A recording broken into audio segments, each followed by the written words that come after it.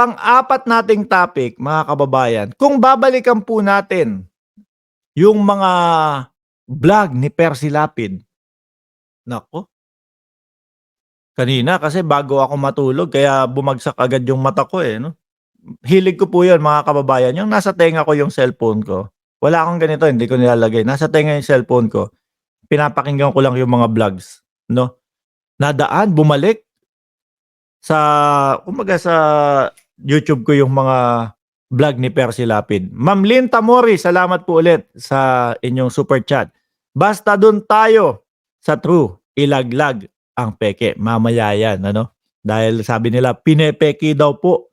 Pineki daw po ng ating presidente ang ano tawag doon? Yung drug test. Ayan, pag-usapan po natin yan, mga bossing. Salamat po ulit, Ma'am Lynn Tamori.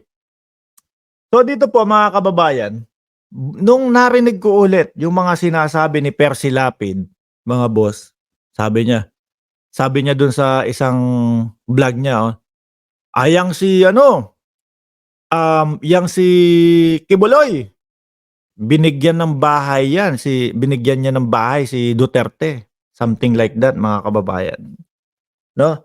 At isa sa nakatawag ng aking atensyon yung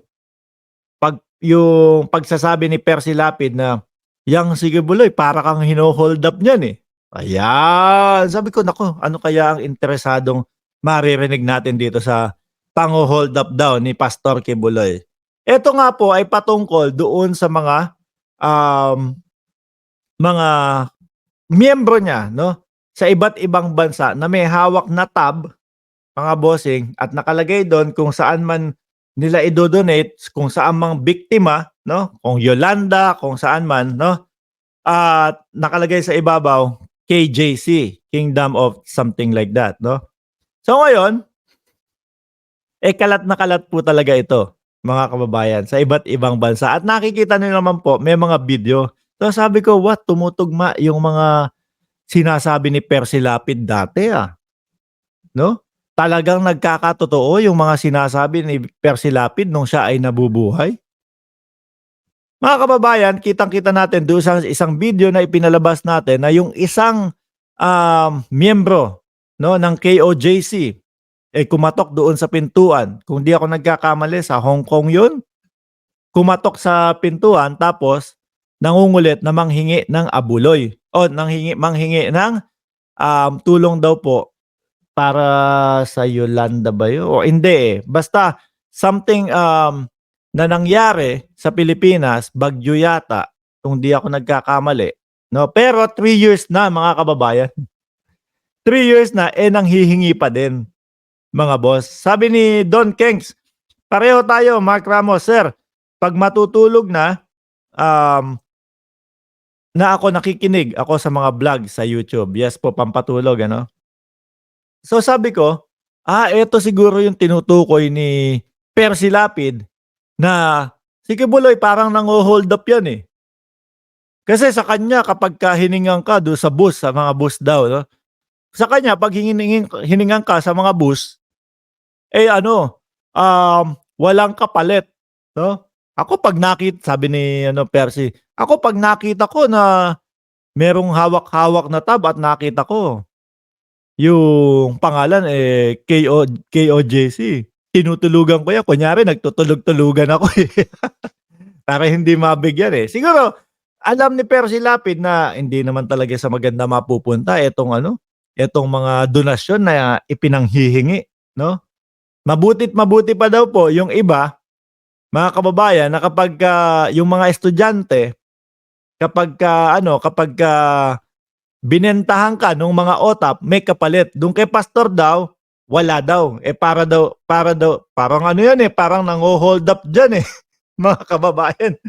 Gano'n ang sabi ni Percy. Pero yung isang banda, yung sinabi niya din po, 'no,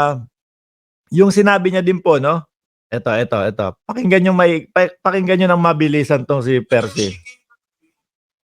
Nagregalo ng bahay ito. Kaibigan nyo. Oh, ayun. Umpisa pa lang po 'yun, 'no. Etong si Kibuloy nagregalo ng bahay kay Digong daw po mga kababayan. Oh, tuloy. Sa mga bus, pero may kaugnayan sa relihiyon, nagbabahay-bahayan. Tulong nyo na nyo sa sa ministry, mga ganyan, di ba? Oo. Mabuti pa yun may kapalit Bebentahan ka, yung pera mo, hindi hinold up sa'yo. Ito si Kibuloy, no, hold up yung pera ng nakasakay sa bus, tsaka na nakasakay sa jeep magbabasa ng isang talata ro, magdididi pa. Sa bus. Tapos kakalabitin ka, ako nagtutulog-tulugan ako. Kaibigan pero kakalabitin ka pa rin. So ngayon, eto na ho. Ang sabi pala nitong damuhong ito, si Digong nyo raw ay katulad mo si David na pumatay ng mga higante. Oh. Nung unang panahon daw, mga kaibigan. Tinulad pa kay David si David, lingkod ng Diyos yun ito, minumura nito ang Diyos di ba? Tinawag niyang stupid. Pati yung mga, hindi baling tayo, tawaging stupid. Oh. Yun na. Ayan. Yan nga po mga kababayan. 'Di ba sabi ko, grabe Itong tao na 'to ayan po yung sinasabi, no, kahit wala ka na sa mundong ibabaw, pero kapag tama yung iyong mga sinasabi at nagkakatotoo yung mga sinasabi mo, mananatili yan sa mundong ibabaw, mga kababayan. Yan po, pasyalan niyo po yung mga vlog ni Percy Lapid, mga kababayan, at makikita niyo po at maririnig niyo na yung iba dun, no? Talagang nangyayari na po ngayon at talagang nagkakatotoo mga bossing, okay?